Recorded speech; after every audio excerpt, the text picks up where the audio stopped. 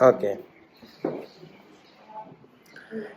Verse 34, Luke chapter 1, And Mary said to the angel, How will this be, since I am a virgin? And the angel answered her, The Holy Spirit will come upon you, and the power of the Most High will overshadow you. Therefore, the child to be born will be called Holy, the Son of God. Verse 36, And behold, your relative Elizabeth, in her old age, has also conceived a son, and this is the 6th month with her who was called barren. For nothing will be impossible with God. And Mary said, Behold, I am the servant of the Lord. Let it be to me according to your word. And the angel departed from her.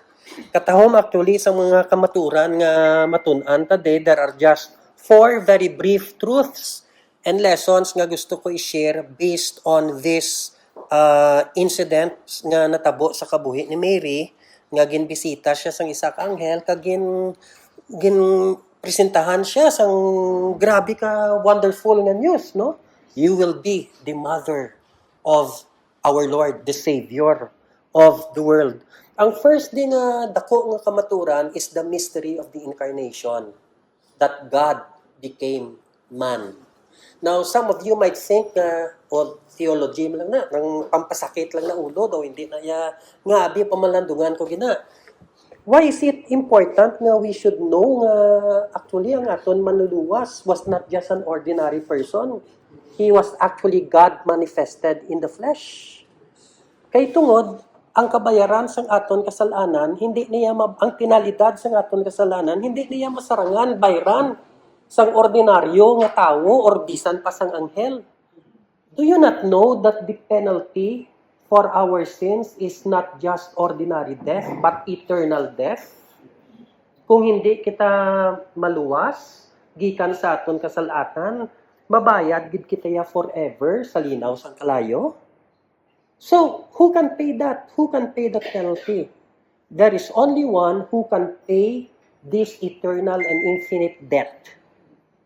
Ang Diyos lang yun. Pero may problema.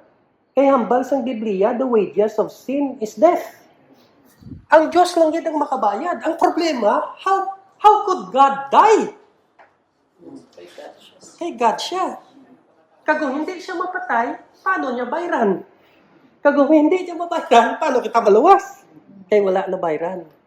And the solution to this dilemma is that God became man. Hambal sa John chapter 1, verse 1, In the beginning was the Word, and the Word was with God, and the Word was God. Sino ng Word nini? Padayon ka, John chapter 1, verse 14, And the Word was made flesh and dwelt among us. I don't know if many people realize this, how many of us really realize this, no? Nga kaimportante, gid gali nga maintindihan naton ining ginatawag nga doctrine of incarnation, that God became man, because it is essential to our salvation. Kung ang Diyos wala nagpakatawo, hindi gid mabayran ang aton kasalanan. And medyo tandugon ko na lang ni, kundi ang iba naghahambal nga Jesus Christ is not God. Gang iban kapati nga anghel lang na siya, ang iban gani kapati nga tawo lang na siya, he's a great prophet, but he is not God. Wala gid nila naintindihan that if Jesus Christ were not God, he would not be able to pay for our sins. The only reason Jesus Christ is able to save us is because he has the power to do so. And the reason why he has the power to do so is because he is God. Infinite ang aton utang, ang kinanglanon nga pambayad, infinite man. And there is only one who possesses that infinite salvation and forgiveness and payment, God Himself. The Word was made flesh and dwelt among us. Isa lang ka verse regarding that point. Hebrews chapter 2, verses 14 to 15.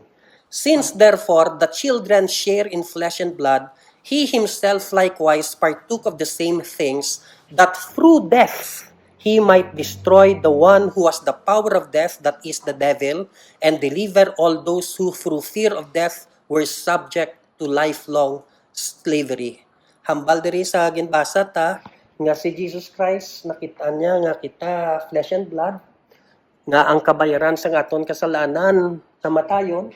So kinahanglan siya mangin flesh and blood man para mabayaran niya. It is only by becoming man, God becoming man, that He could die for our sins. Kagang resulta, we are delivered from the fear of death. Wala na tanatlok mapatay. Nga, because if you receive Jesus Christ as your Lord and Savior, who paid for your sins, what will happen? You will be with Him in eternity. Eternity. Luwas ka na. Because of what Jesus Christ did, nga siya nagpakatawo. God became man. Okay, number 2. Very briefly, ang next nga kamaturan nga matun-an tadi is wala ganda kung kwat na lang gid. Okay, dali lang gid, daw medyo nag-bisyo jutay. Okay, the second truth is the role of the Holy Spirit. Hambal diri sa ginbasa ta nga ang Holy Spirit amo ang nag-overshadow kay Mary. And because of what the Holy Spirit did, the power of God came upon Mary, and Jesus Christ will be born in the womb, or will be, incarnated, no? Oo, sa womb ni Mary. Now, isa importante kaputang nga dapat naton ma-realisar, kay ining Holy Spirit, gina-consider ni siya the forgotten member of the Trinity. Nga nagambal ko forgotten kay most of the time ang aton ginatagaan ng importansya Father, Son, pero Holy Spirit nalimtan. Na-realize bala naton nga ang Holy Spirit may role man sa aton kaluwasan, kadako gani sang role niya sa aton kaluwasan. Kung wala ang Holy Spirit, Jesus Christ would never have been conceived in the womb of Mary. Kag kung wala na natabo, wala ka manluluwas. Pero not only that, ang role sa Holy Spirit sa aton kaluwasan, sino ba lang naga-enlighten sang eyes of our heart para maintindihan tang gospel? Kung bisan ano da kawali sang manugwali, parte sa maayong balita sang kaluwasan, kung wala ang Holy Spirit nga magtudlo gid sa aton kag mag-enlighten, di ta na maintindihan. It's only through the Holy Spirit that we can understand the good news. Number 2, sino ba lang nagapahumok sa aton tagipusoon kag magdulong sa aton sa tilan sa Ginoo? Holy Spirit mo na. I do not know sa experience ko ya, sang gin-share ang gospel sa akon kaya ang daddy ko mong nag-share sa akon sang gospel mo. I just felt ng heart ko doon nga belt bala kag nagtulo kadya luha ko. Who was the one who did that? The Holy Spirit. He's the one who really convinces our hearts. And if I may even go further, kung padaluman gid naton, it is the Holy Spirit who produces or creates faith in our hearts. Mapasahan nyo na John 3, wala na time. Unless you are born of the Holy Spirit, of water and the Spirit, you cannot enter the kingdom of God. You cannot see the kingdom of God. Sino gahatag sa imo sang eyes of faith para makitaan mo ang maayong balita parte sa kaluwasan? The Holy Spirit. The Holy Spirit is very essential sa aton kaluwasan. So please let us give Him the importance that He deserves. Let us not forget Him. He should no longer be the forgotten member of the Trinity in our lives. Okay, number 3, the power of God. Hambal dira sa ginbasa ta, with God, nothing is impossible. Kaya importante sini, kaya itong, kung paminsaron mga gid, no, si Mary, hambal sa Biblia, she has not known any man. Pero she will become pregnant. And not only that, nga ang iya pagadalon is not an ordinary person. The Son of God Himself. By the way, no, I know sa mga protestante, kisa daw nag-object kita sa words nga Mother of God, no? Okay, kisa daw, well, anyway, balon ko lang kamo sang stand ko. Kung ang buot sa lingon sang Mother of God, ang concentration niya iya sa word nga God instead of Mother, kung ang aton pag-intindi sina nga ang ginadala ni Mary is God Himself, ako yaway ko objection. Because that is true. Because that is true. So there is a sense nga insakto na ka maghambal ka nga Mary is the Mother of God. Pero ang focus ko yan not so much on Mary, but on Jesus, who is God. Grabe na ka, it shows you the power of God. There is nothing too hard for God. Kag ina nga kamaturan sa tanan nga stages, kag moments of our lives, importante gina. Kay there are times we are discouraged, nga daw nadulaan kita na pagsalig nga masarangan ni sang Ginoo tungod sa kabudlayan. For example, sometimes we have sinned so deeply, kadalom sa aton kasalanan. Daw maguba ang imo pagtuo nga patawaron ka sa Ginoo. Di kung if you forget that nothing is too hard for God, nga bisan ano na kay ko kasalanan, kaya niya patawaron, kundi ma-discourage ka, hindi ka nakapadayon sa imong Christian life.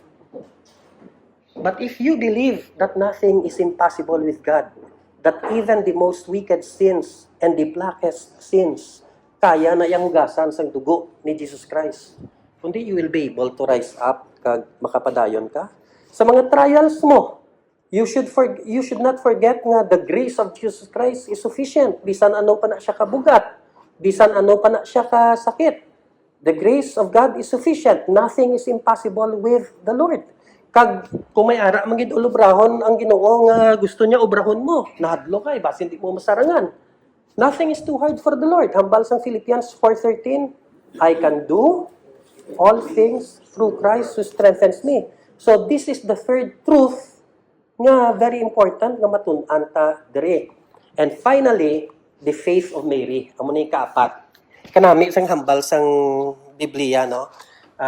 Hambal ni Mary, I am the servant of the Lord. Hambal niya, I am the servant of the Lord. Be it unto me according to your word.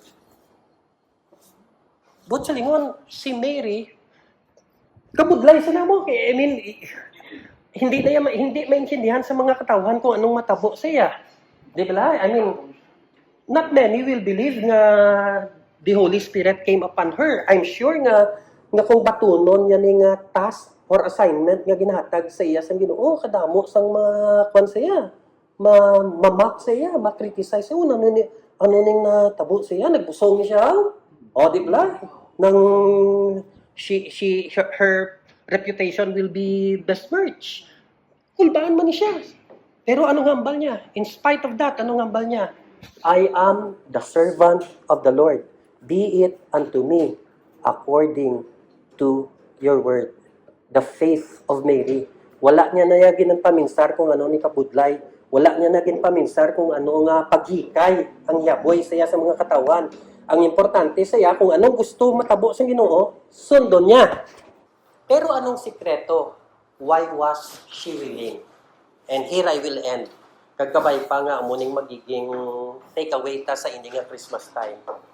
It was because she had a servant's heart. Kung proud ka, kung hindi kayo willing mag-submit sa Ginoo, you do not consider yourself a servant. Ikaw yang imo ko galingon nga Ginoo. You don't want to obey God. Kiti in ang heart mo sala mo. But if you have a servant heart, bisan ano pa nakabudlay ang assignments ang Ginoo nga ihatag sa imo, you will be willing. So ang prayer naton sa ini nga Christmas time, Lord, please give us a servant heart. A servant heart. Please make us like Mary. Here I am the servant of the Lord. Be it unto me according to your word. That is our devotional for tonight. Thank you. Morning. Ano ka pinakawitan? Let's have a servant heart. So, thank you, Attorney.